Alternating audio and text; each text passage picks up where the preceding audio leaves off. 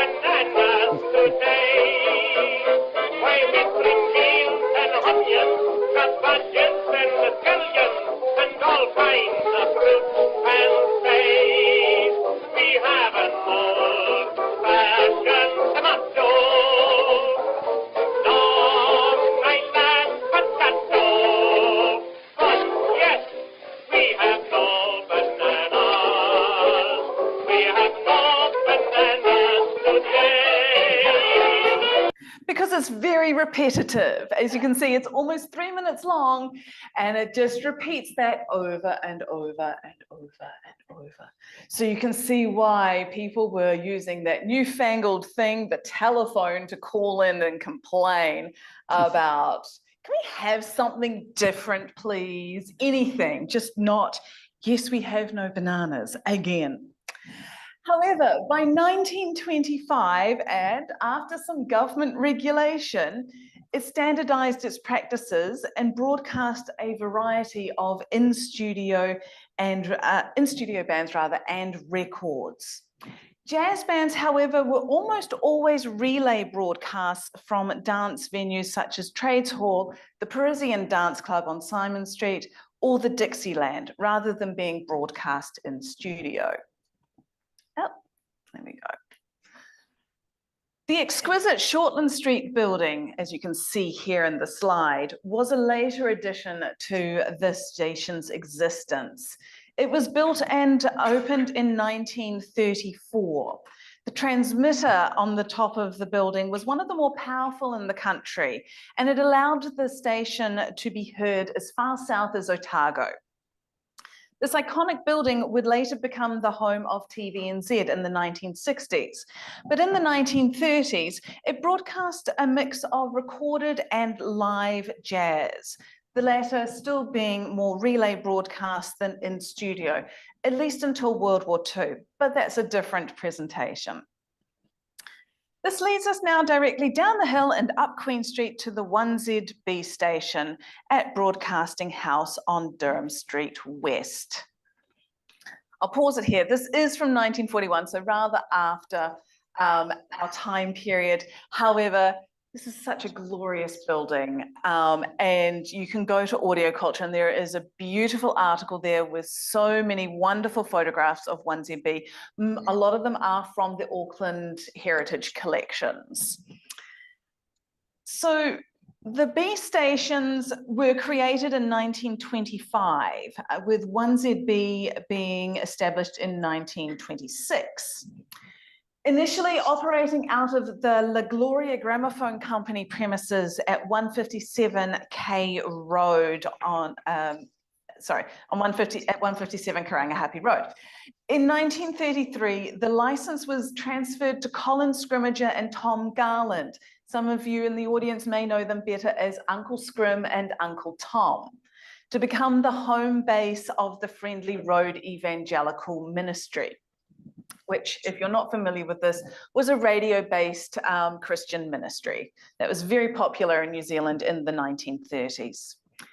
By this point, the station was based at Queen's Arcade on Queen Street, but it seems to have moved again at some point before the building of Broadcasting House, which was just opposite His Majesty's Theatre and His Majesty's Arcade on Durham Street. And this, the 1ZB Broadcasting House building opened on October 6, 1941. In 1933, the B stations became a quote-unquote commercial alternative to the YA stations, with the government allowing company sponsorship of programs. This commerciality allowed for more music to be broadcast, and by the late 1930s, the B stations became known for their in-studio bands of all genres, and 1ZB had at least 2 jazz bands on the payroll. They also broadcast a lot of recordings and relay broadcasts from venues such as the Peter Pan Cabaret. In the late 1920s and 1930s, 1ZB was the main rival for 1YA for jazz on radio in Auckland. Jazz was the popular music of the day, and despite the desires of government officials to limit how much jazz was on the radio, at ground level, the station personnel knew that the listeners actually really wanted a good measure of jazz in amongst all their other musics. Stations would broadcast some jazz from record, but again, most of the local jazz content was live. Both 1YA and 1ZB would try to one-up each other and headhunt bands from each other to gain ascendancy amongst jazz fans, with both in-studio performances and relay broadcasts from outside venues. Where YA might relay broadcast Epi Shelfoon and his Melody Boys from the Crystal Palace, the same night ZB might relay Laurie Paddy and his orchestra from the Peter Pan Cabaret. They also tried to one-up each other with touring bands. While YA had Sammy Lee and his world-famous Americanadians performing in studio, ZB had Theo Walters' Personality Band, who became the house band for 1ZB at opening in 1941. We now turn our attention to the many theatres that have dotted Queen Street. His Majesty's Theatre, Fuller's Opera House, aka the Auckland Opera House, the Civic and St. James Theatres were all venues for jazz on the Vaudevillian and Revue stage. His Majesty's Theatre was situated inside His Majesty's Arcade on the corner of Durham Street West and Queen Street. And it played host to the first truly big international jazz band tour in December 1924. Burt Ralton and his world-famous Savoy Havana band from the Savoy Hotel in London, who were a favourite of the Prince of Wales. They appeared in New Zealand initially on the J.C. Williamson vaudeville circuit, performing in theatres in Auckland, Wellington and Christchurch.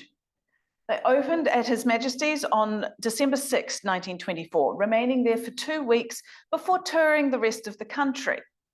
To say that they were a hit with audiences would be an understatement. The reception from the press was glowing, with reviewers in both the Auckland Star and New Zealand Herald trying to outdo each other with superlatives, calling the band the world's greatest jazz band, and stating that Ralton was truly the most musical of all dance band leaders. Ralton and the band would return to Auckland before they left New Zealand in March 1925 to perform independently at the Strand Theatre at 241 Queen Street. And they concluded their tour by playing a dance at the Dixieland Cabaret on Queen Street on March 3rd. The band is also significant because they were the first band to include a Maori waiata in a jazz recording. Pokare Kariana appears on their 1925 record Maori Hula Medley. This is a fascinating artifact because it indicates that at some point in that 10-week tour, Rolton was taught not only the melody, well enough that it could be arranged from its traditional waltz interpretation to a foxtrot. This is musically shifting it from 3/4 to 4/4, but was also taught the proper pronunciation of the lyrics. And while it's not perfect by today's standards, it was certainly an impressive feat by an Englishman of the 1920s. So let's see if we can get this to play.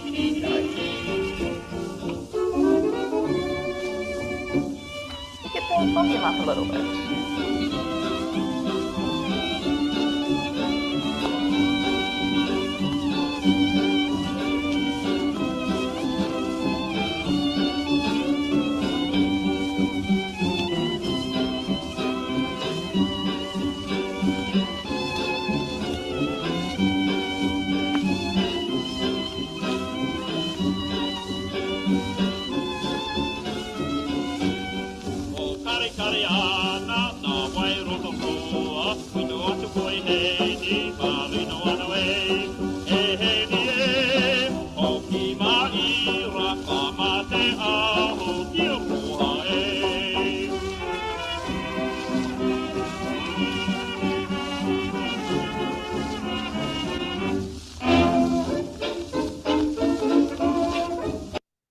So of course, in the 1920s, jazz did mean foxtrot primarily as the main dance in relation to the music. So everything was a foxtrot in the 1920s, even pieces of music that were not originally foxtrots. Moving up Queen Street now to the corner of Wellesley Street and Elliott Street, where the back half of Smith & Coe's is now, we find Auckland's Opera House. By the 1920s, it was owned by Fuller's Entertainment Company. Yes, as in the ferries, by the way, it is that same company. And it was famed for its vaudevillian entertainment, which included a good number of stage jazz bands that incorporated comedy and dancing as well as music into their acts. These are acts such as the Versatile Three, or Lynn Smith's Royal Jazz Band from Australia.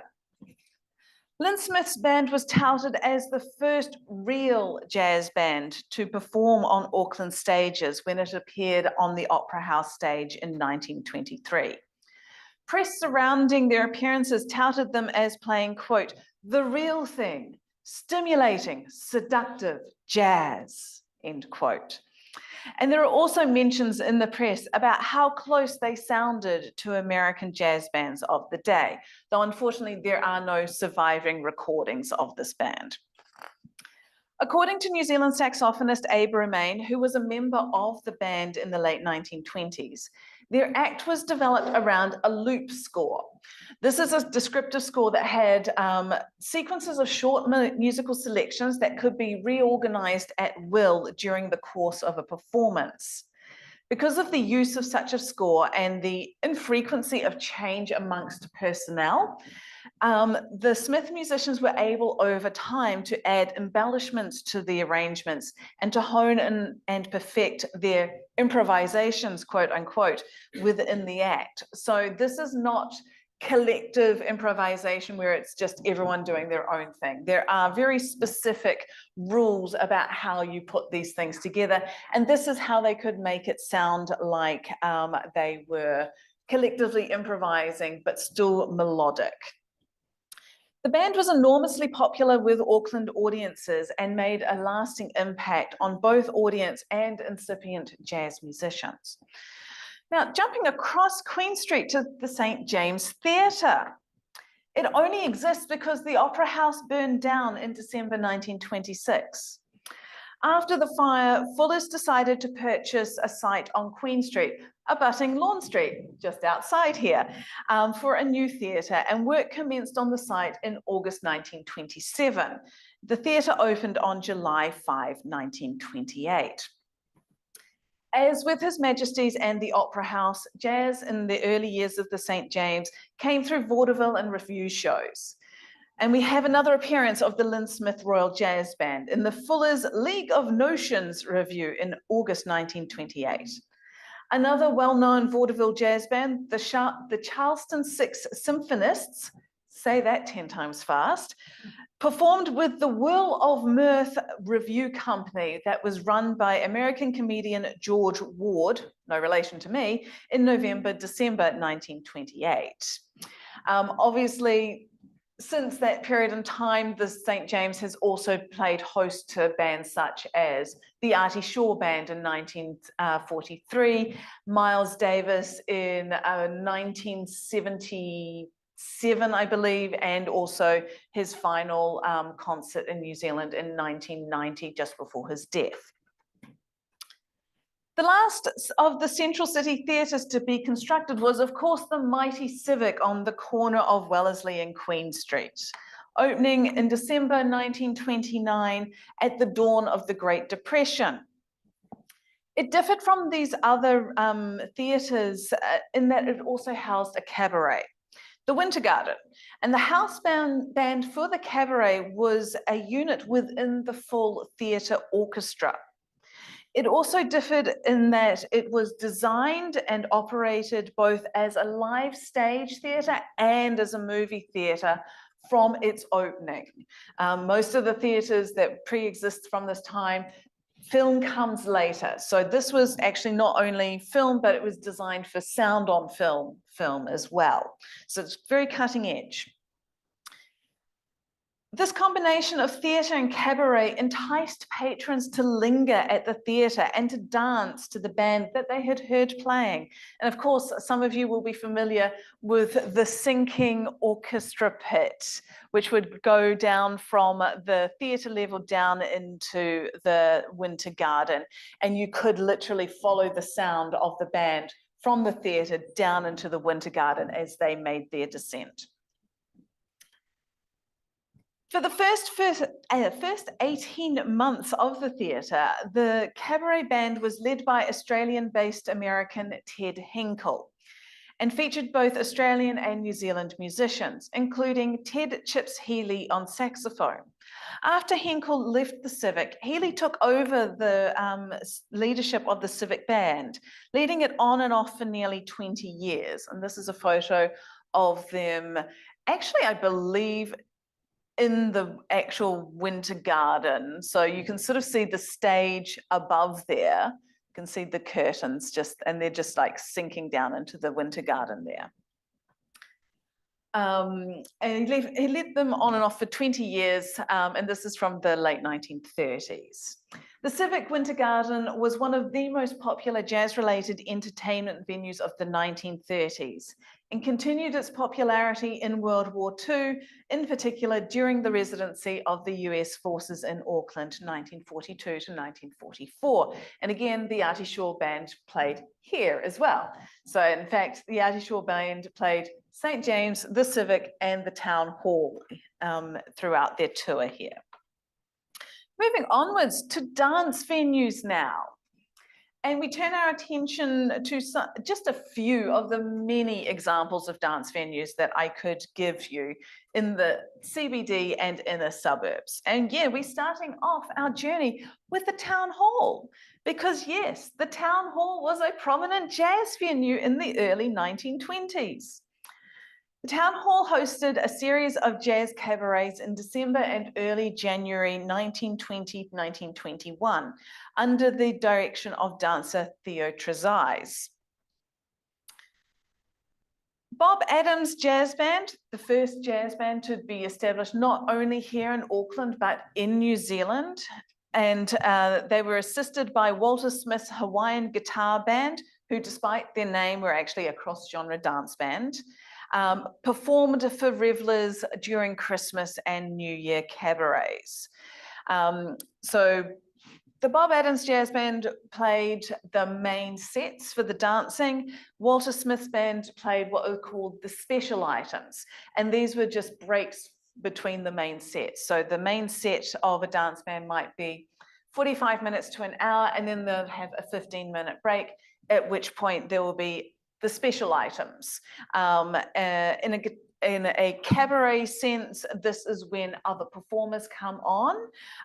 In a dance hall sense, the special items are generally a band backing a vocalist, and the dancing still continues. So cabarets were unknown in Aotearoa in 1920, and this is a brand new style of entertainment. So bringing it here was very novel. It was a new form of entertainment that mixed dancing with dining and watching performances by dancers, singers, and comedians.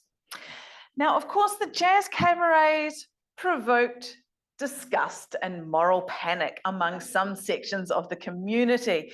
In particular, the one held on Christmas Eve, which would encroach past midnight into Christmas Day. This particularly offended the concerned citizens of the city. As you can see here from these letters to the editor, however, other citizens responded to this panic with irony, amusement, and pragmatism, noting that the disgusted citizens seemed to find the boxing matches hosted at the town hall fine entertainment. So you can see these are all from the New Zealand Herald if you want to look them up on Papers Past and have a good read of them. I know it's hard to read on the screen here. They're quite amusing, actually. And some people even went so far as to take out adverts mocking Disgusted Parent and the other letters to the editor writers of that ilk. So there is a direct response under the town hall jazz cabaret advert there.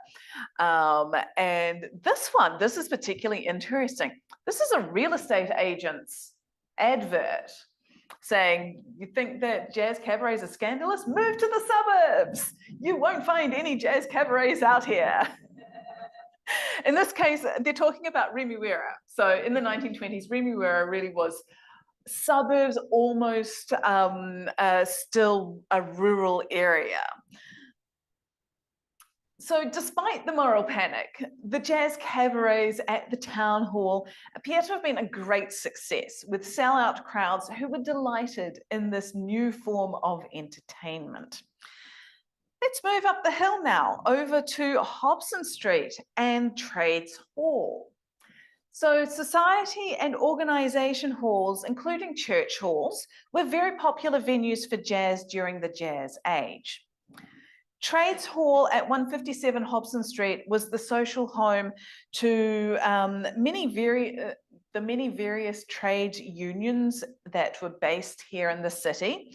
And this is emblematic of the many organisation and society halls that hosted dances, public or private, 6 and 7 nights a week. So yes, there were dances on Sunday nights.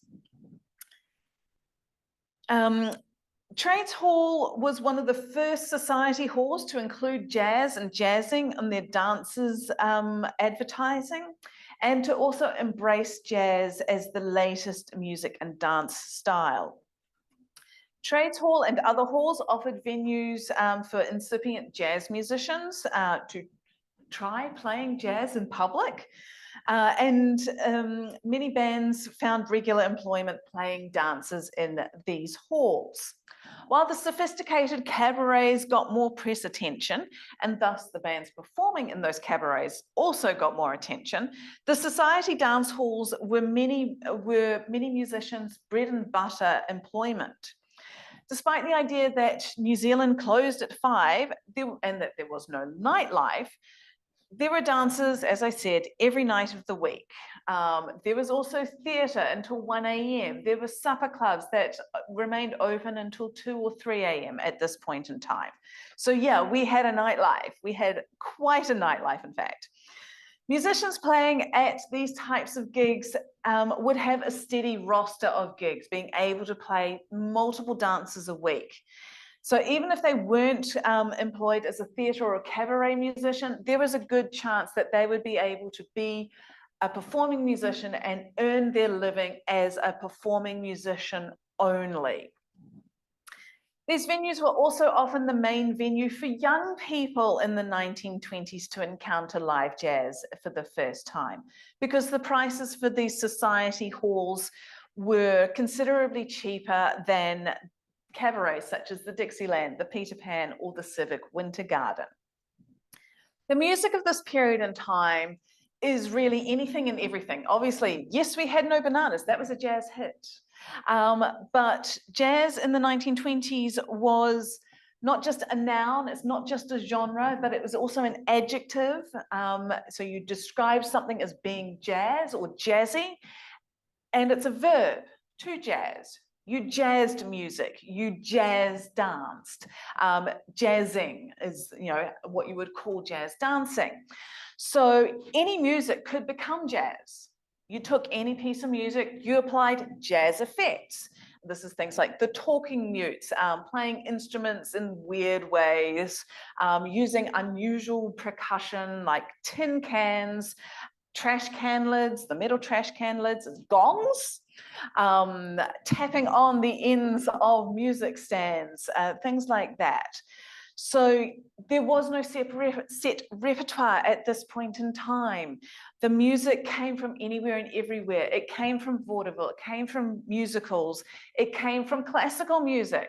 There are a lot of jazzed classics in this period of time. If you ever wanted to consider Beethoven's Well-Tempered Clavier in a jazz context, you could probably find that in the 1920s. So moving back down to Queen Street now, we come to two of the best known cabarets in Auckland during this long jazz age, the Dixieland Cabaret Deluxe and the Peter Pan Cabaret. And we're going to begin on Queen Street with the earlier venue to open, Dixieland. So as I've written at Audio Culture, and the link is there if you want to look it up on your computers later, the Dixieland Cabaret Deluxe opened on 11th of April 1922 at 438 Queen Street. For some of us who recall this vintage a while ago, Real Groovy used to be there for many, many years. Now it's not been there for 10 years, so I can't use that reference to young people anymore because they don't know what I'm talking about. The owners, Dr. Frederick Rayner and his heiress wife Ethel, spared no expense to create the most luxurious jazz venue with a 3,000 square foot dance floor and a luxurious mezzanine lounge area, which you can actually see in the photo down here. And this was for chaperones who became increasingly rare as the 1920s wore on and young women went out to dances by themselves without a chaperone. The first house band, it was actually also the first dedicated jazz venue in the city. So it was advertised as a venue specifically for jazz, no other dance styles, just jazz related dance styles. The first house band was imported from Australia as the Rayners and the venue manager Del Foster were unsure whether any of the local bands would be up for the gig. And that is Arthur Frost's Southern Dixieland Band that you can see on the slide here. From mid-1923, however, the house band comprised mostly New Zealand musicians, and it was mostly under the direction of local musicians as well. This move implies that the management of the Dixieland thought that New Zealand jazz musicians were now of a standard to perform there. According to trumpeter Vern Wilson, who played in many of the Dixieland's bands, including as a replacement in the Southern Dixieland Band, the Dixieland really helped popularize and normalize jazz as a popular music and dance style in Auckland. And I will draw your attention to the Dixieland Internationals and the banjo player there. That is Clyde Howley, and we will come back to him later. The Dixieland also expanded jazz activities into the daytime with tea dances, the thé dansant, they were always called, and dancing lessons held 3 to 4 afternoons a week with records rather than a live band playing for the music. This was considered a good way to learn or polish the latest dance trends for dancing in the evening. Though obviously this was also an activity that was marketed to those who did not have to work full time and had free time in the afternoon. In 1925, the Dixieland outgrew its Queen Street venue and moved to Point Chevalier in October. Located just meters from the beach, the Rayners expanded the business again into tea rooms and facilities for sea bathing, which you can see here in this photo. The sea bathing facilities, by the way, could accommodate 700 people. So it's not a small little ocean pool, it's quite a sizable ocean pool. They also increased the size of the cabaret. The dance floor was increased to 3,600 feet and could accommodate 600 patrons. Moving to the suburbs was a risky move for the cabaret, but the management ran a free shuttle to and from the CBD, with the last shuttle returning to the CBD in time to catch the last trams of the night. So this is around midnight, 1 a.m., depending on the night. The new cabaret had, quote, an uninterrupted view, end quote, of the harbour, according to the initial reviews in the Herald and Auckland Star.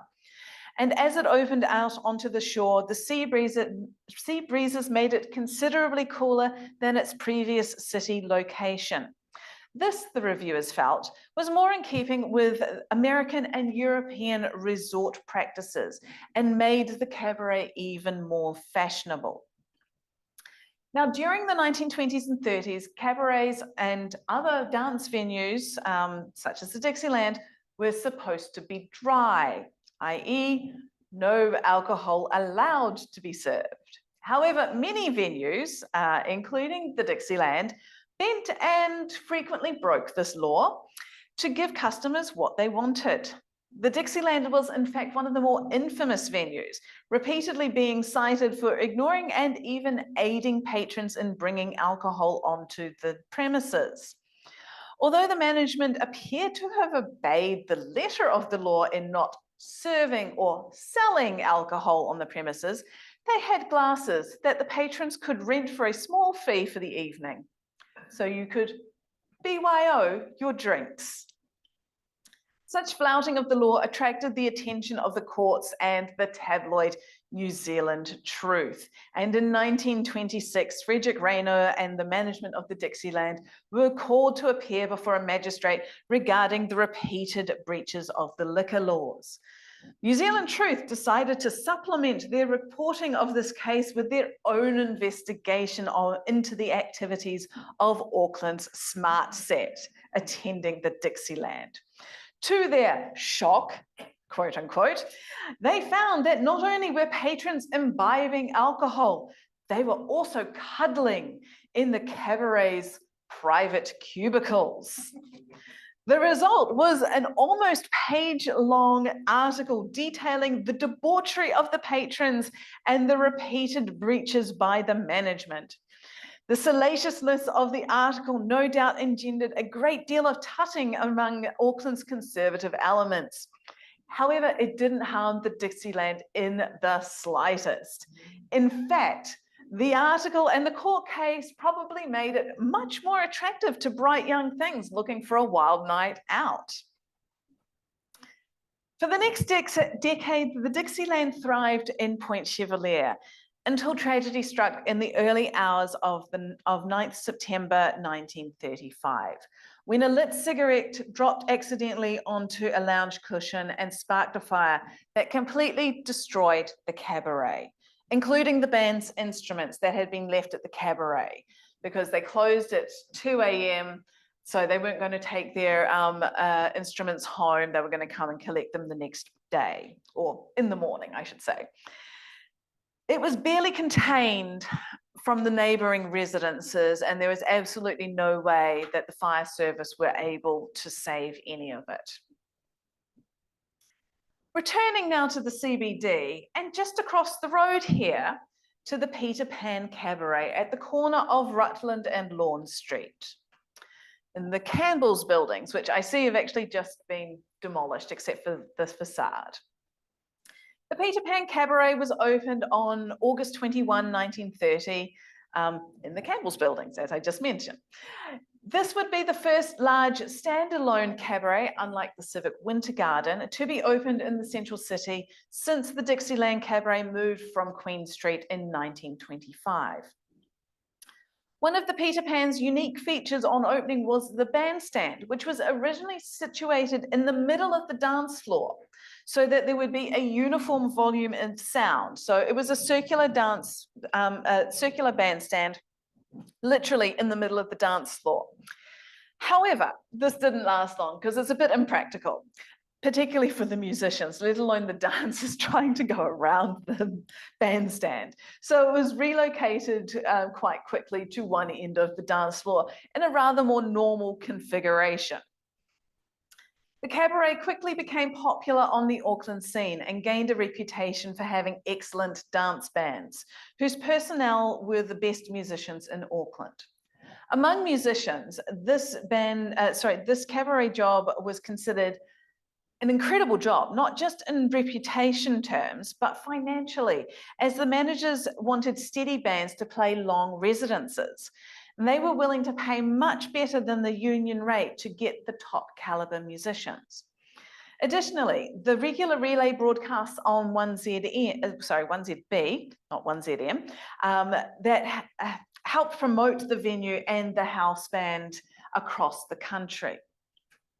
The Peter Pan had a long life in two locations. This location until 1952, and then from 1952 to 1978 on Queen Street, up just opposite the Baptist Tabernacle near K Road.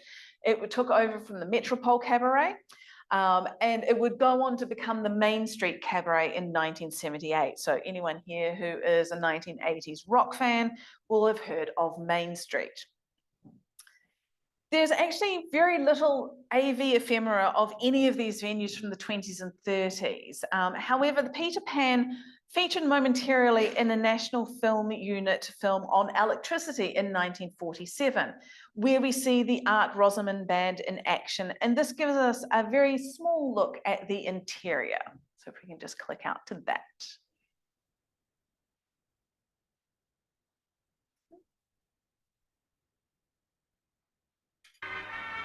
An occasional taxi still takes a late call.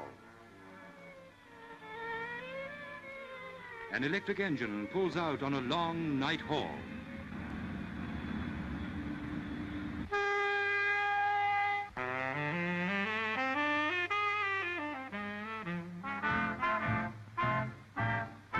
And now the last lights on are the lights shining softly in a cabaret as the couples turn to the rhythm of the last dance in the early hours of the morning.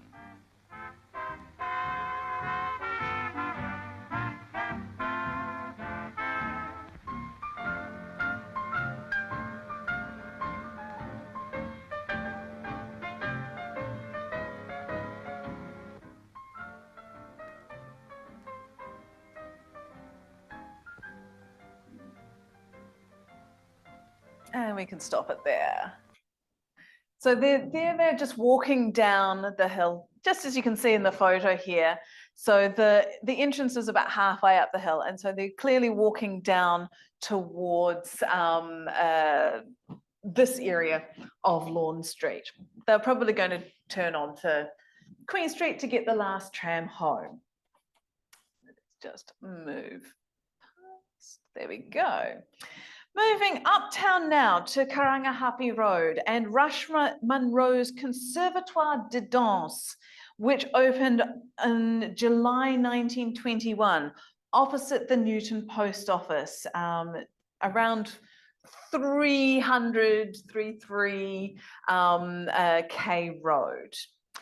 The problem with a lot of these addresses is that frequently the adverts will describe them as being opposite something. So Scott's Hall is opposite something else, or it's next door to the Lyric. Conservatoire de Danse, opposite the Newton Post Office, but we don't ever see an actual physical address noted. So no numbers ever appear on these adverts. By 1921, Rush Munro operated several tea and supper rooms around Auckland. And though he had yet to start his ice cream empire, so yes, this is Rush Munro of Rush Munro's Ice Cream, he was experimenting with ice creams, and he had his ice creams in his tea rooms. The Conservatoire was billed as Auckland's first cabaret, though it does not appear to have operated precisely as a cabaret. It certainly had dancing and served meals, but it does not appear to have had floor shows. In early 1922, Munro changed the venue's name to Rush Munro's Cabaret, and the venue seems to have operated until 1928 or 1929. It was the venue for some of the earliest jazz bands in Auckland, including the Bob Adams Jazz Band, who played at the Auckland Town Hall for the jazz cabarets, and also Edgar Bendel's Collegians, as well as Walter Smith's Aloha Jazz Band. The Conservatoire was never a rival to the Dixieland, but it certainly held its own as a premier uptown venue. Moving across the gully now to the Orange Coronation Ballroom, aka the Orange Coronation Hall, aka the Orange, at 142-147 Newton Road. Built by the Protestant Orange Lodge in 1922 and opening in June 9, 1923, the hall somewhat surprisingly became one of the most popular jazz and later rock and roll venues in the uptown area. Now, I say surprisingly because the lodge had incredibly strict rules for the dance organizers, to the point that you would think that this would influence patrons to go elsewhere. However, many bands over the years would prove so popular with Auckland dancers that there were queues up and down the hill and around the corner onto Simon Street to get in, often hour-long queues. The hall operated on a first-come, first-serve model, and many organizations, societies, and band leaders vied for the evening booking. Only a few, such as Ted Crode, who ran dances there from 1934 to 1955, as you can see here in the slide, managed to convince the board to give them a regular gig. The other person that managed to do that was Bill Savesi in the 1950s and 1960s. He was on a week-by-week contract, however, and this could cease at any time. At any point, the board could go, no, you're not having the hall this week. In the 1920s, it's hard to say exactly which bands were performing here, as the advertising for the various dances generally don't mention a band name. This might mean that the organizers of even regular dances didn't necessarily know at the time of advertising which band they might be able to get to play. However, it is known that Walter Smith and Bob Adams jazz bands both played there on a semi-regular basis, as did Jackson's Jazz Orchestra, Shortland's Jazz Orchestra, the Boston Jazz Band, and of course from the 1930s, the Ted Crode Band. So I'm just going to point out a couple of things here. So the picture on the left here is of the refurbished hall. Actually, I'll just take it back a slide. So we have the original hall with the annex. This is on the right here, you have the redone hall with the apartments built around it now. So that was from 2016, I believe, that opened. So this is the refurbished hall, and where those windows are on the side street that it abuts. And that is where the bandstand was. So rather than at the head of the hall or the tail of the hall, the bandstand was along the side of the hall. And you can see in the picture, in the Ted Crode picture, the windows just at the top left there. So those are some of those windows in this other picture. So if it proved that you couldn't get into the Orange, or didn't want to wait an hour or more to do so, you could always wander across the road to St. Benedict's Church Hall, or up the road to St. Sepp's, more formally the Church of the Holy Sepulchre, at the top of Kaiba Pass on the corner of Burleigh Street.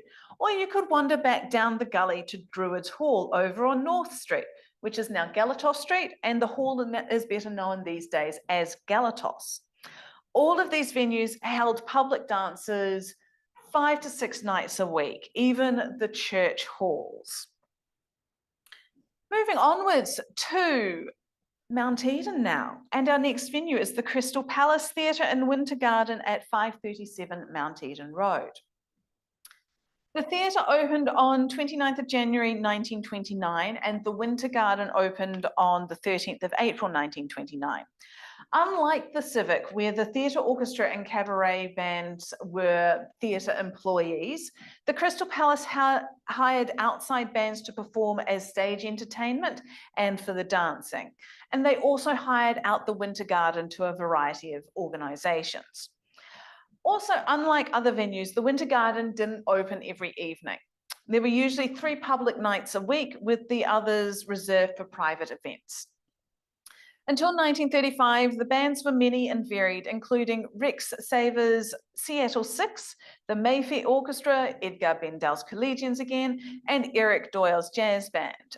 Eric Doyle was the husband of Elsie Nixon, who is one of the 1920s premier female jazz musicians. In 1935, Effie Chalfoun began his famed Saturday night residency at the venue, which would last until his death there, actually on the dance floor in 1953. By this point, Effie Chalfoun was one of the best-known jazz band leaders in the North Island. He had recently relocated from Rotorua to Auckland, and he is also responsible for the first wholly local jazz recording made on film in 1930 in order to advertise his band, which sadly is outside the scope of this lecture, but perhaps another time I can come back and talk about it. So we finally, on our digital walking tour, go over to Newmarket and the Click Clack Cabaret. The Click Clack Cabaret was located in the Rialto building above the theatre. So back in the day, in the 1920s, the Rialto cinemas were on the ground floor of the Rialto buildings and the cabaret was above. Unlike today, where there's the arcade down the bottom and the theatres, the cinema up the top. It was opened on 16th August 1926 and had Ivan Perrin's dance orchestra providing the music. Initially, they operated only on Wednesday and Saturday afternoons and evenings. However, by November, the house band was Walter Smith's orchestra, the Click Clack Radio Band, and they would remain the house band until 1928, when there was a change in bands, and Clyde Howley's orchestra took over. So Clyde Howley, as I mentioned before, he's the banjo player from the Dixieland Internationals. He is also pop star Lord's great-great-grandfather. Oh. So, where am I now? Within a couple of years of opening, the Click Clack was operating 4 to 5 nights a week and had a house band, the Click Clack Internationals, under the direction of various musicians, including Howley, Walter Smith, Jack Riley, and Bob Adams. The Click Clack regularly featured in relay broadcasts on 1YA from 1927, hence the Click Clack Radio Band. In the early 1930s, there were several changes in management and eventually a name change to the Rialto Ballroom in 1934. And they continued on as a premier dance and jazz venue in Newmarket until at least 1944. This concludes our digital walking tour of just a very few of the many jazz-related venues that were popular in Auckland during the Jazz Age. Now, as you've seen, many of these venues existed long past the Jazz Age, changing with the musical times and taste to continue being popular music and dance venues for Aucklanders. Thank you very much.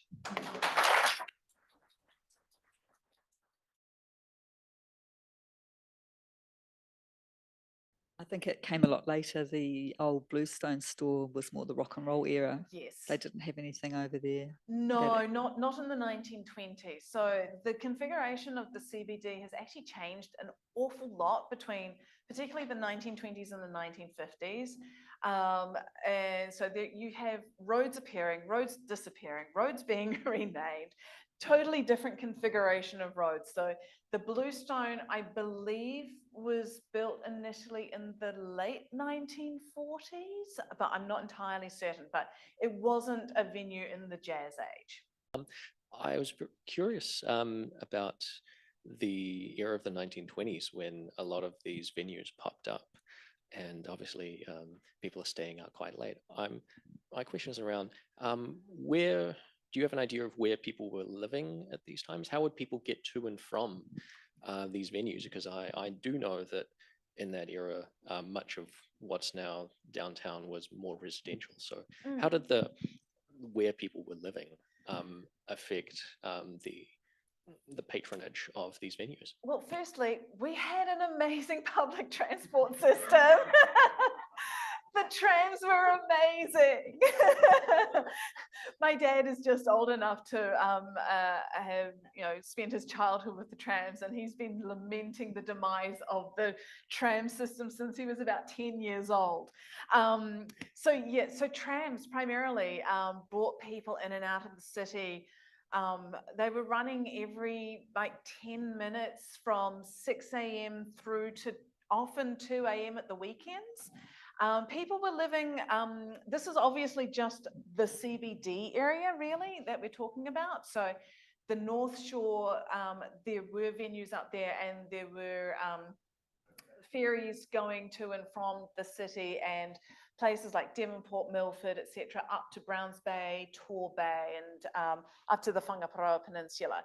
And the ferries would facilitate people going out for day trips up that end of the scene. And South Auckland is another separate sort of geographic area as well. So basically, there were the tram systems ran out to places like Mount Roskill, Mission Bay,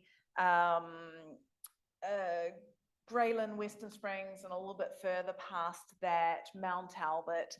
And there were so many trams that you were able to walk down the street and hop on a tram. It was amazing. So trams, and then taxis, of course, as well. Everyone was still catching taxis back in those days. So there were people living all around the inner suburbs and what we now call the outer suburbs of the CBD. And the tram system facilitated people coming in and out of the city through that. So yeah, we lament the demise of the public transport system in Auckland.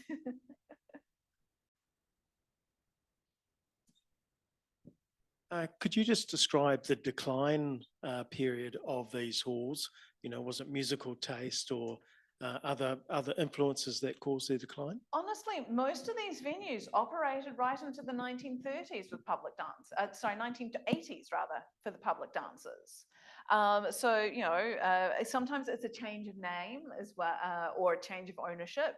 So Peter Pan, takes over the Metropole, and then it becomes Main Street, and it's only really in the, gosh, when did Main Street close? 89, 1990 that it closed down. And it's really then that you have the change in the CBD and in what people are doing for entertainment. So basically, until 1980, dancing just generally was like a massive pastime for everyone. You went to dance classes, you went to the cabarets, you went to places like the Mandalay in Newmarket, and you went out dancing of an evening, or you might go to the theatre to a film and then go dancing at a supper club or a cabaret. So dancing is generally the facilitator for all of these venues. And that is, when we stop going out and dancing and when it changes to clubbing, and then you have the development of the downtown area with all the bars down there in the 80s and 90s, and this change in the style of dancing from partner dancing to this like boogieing on your own, that's when you have this change in the scope of venues and what events are being held at, like Trades Hall, the Churches Hall, the Druids Hall, Scots Hall, all these different society and organisation halls. So when you don't have the evening dance anymore as a popular form of entertainment, this is where you really get the change. But it's a very long lifespan. It really is from the 1800s through into the mid-1980s. So it's a century-long tradition of people going out and dancing as a main form of entertainment. I'm just wondering about the people who were attending these venues in the 20s. Were they going out as couples, or was it acceptable for single people, single women to go and dance? What was the sort of... So generally it was couples, particularly in the early 20s. As the 20s wore on, more women would go out unchaperoned, and they'd go out as, you know, basically on their own and go to cabarets and dance halls on their own and, you know, dance with whoever was there. And it's always interesting looking at advertising for dances, because the women had cheaper tickets to these dances than the men did. Considerably. So you'd see, like, you know, 1 in 6 for the men and be 1 shilling for a ladies' ticket. So there is a real gender discrepancy there in terms of ticket prices as well. And this sort of made it easier for women to go out by themselves. You're not having to rely on a couple's ticket or rely on a male chaperone or anything to go out. And you've got the whole women's liberation thing happening in the 1920s as well. So women are getting their own jobs. They're living by themselves. They're not necessarily living with their family anymore until they get married. They have careers. So they have their own money. They can choose what they want to do, and they can go out and, you know, go to evening entertainment by themselves. So you do see an increase in women going out by themselves throughout the 1920s. And really, you know, it really comes to the fore in the 1940s in World War II. And you have a lack of men around. So you can really trace the strands of the increases in feminism throughout these years simply by looking at the activities that women were doing on their own in different periods of time.